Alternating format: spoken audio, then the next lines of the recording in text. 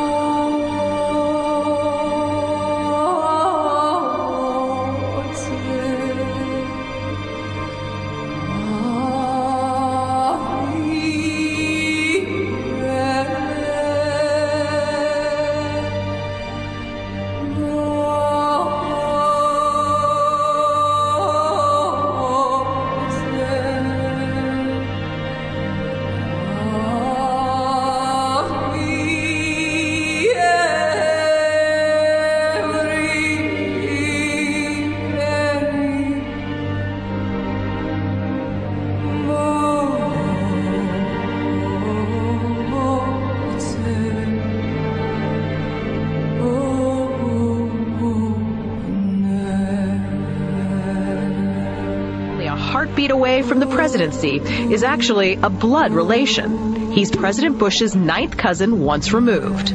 Cheney's cousin Barack Obama is also Bush's 11th cousin. President Lincoln was President Bush's 7th cousin 5 times removed. And Bush shared more than just a ballot with John Kerry. That's right, they're 9th cousins twice removed. Trace the family tree far enough, and you get Madonna, Celine Dion, and Tom Hanks. Christine, you've heard the adage politics makes strange bedfellows. Apparently politics also makes for strange relations. Thanks to the New England Historic Genealogical Society, we now know the presidential candidates are related to a host of famous and historic figures. In this primary campaign. I opposed this war in 2002. But do you know their relatives? Obama is distantly related to 6 presidents: George W. and George H.W. Bush, Gerald Ford, Lyndon Johnson, Harry S. Truman, and James Madison. Obama's family tree also includes Sir Winston Churchill and Civil War General Robert E. Lee. Thank you all. Thank you. She's also related to beatnik author Jack Kerouac and the wife of Prince Charles of England. John McCain's ancestry was more difficult to trace, but it's known he's the 6th cousin of First Lady Laura Bush.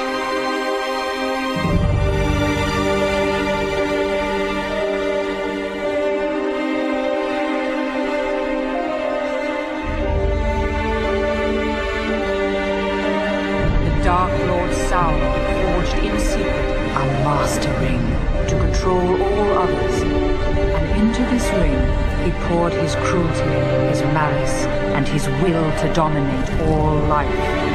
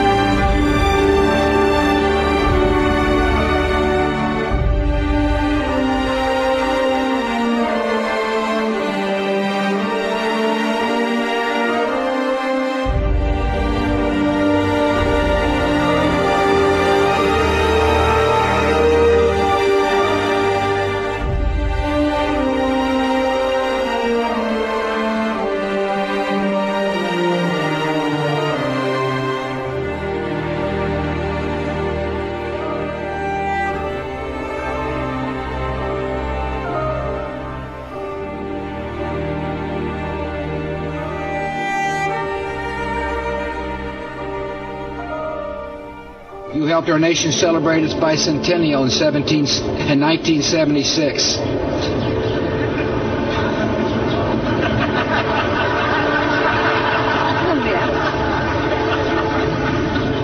She gave me a look that only a mother could give a child. She gave me a look that only a mother could give a child. Only a mother could give a child. Only a mother could give a child.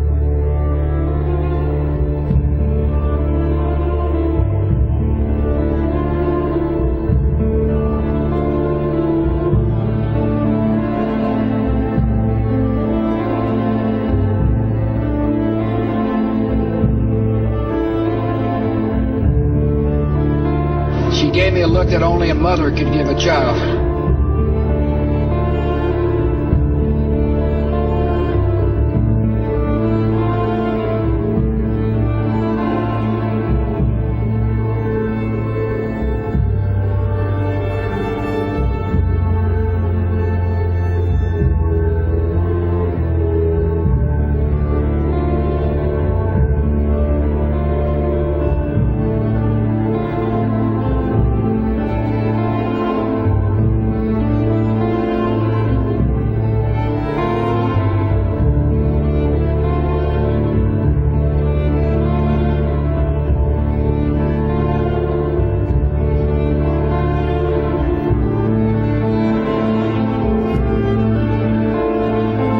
There are a network of interbreeding bloodlines.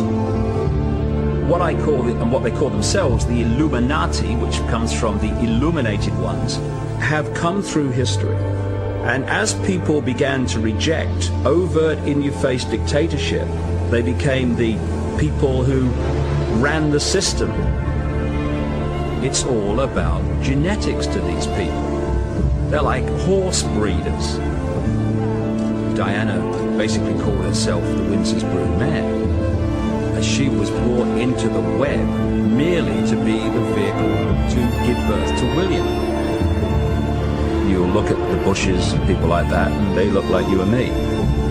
The key element is what happens beyond the realm that we can see. This is what the Illuminati bloodlines really are. They are vehicles for other dimensional entities to manipulate this reality.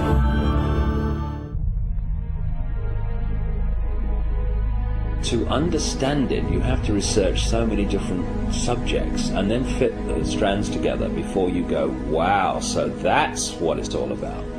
So when you look at the story of Diana, it's not just about what's happening now, what happened in 97. It's also going back again to Babylon, places like that. The goddess Diana was an ancient goddess, which was another name for the Babylonian goddess Queen Semiramis, the goddess of the Illuminati. And one of the groups of people that worshipped Diana, the goddess, and did their rituals to her, were called the Merovingians. The Merovingians are one of the, if not the, key bloodline in the whole Illuminati network.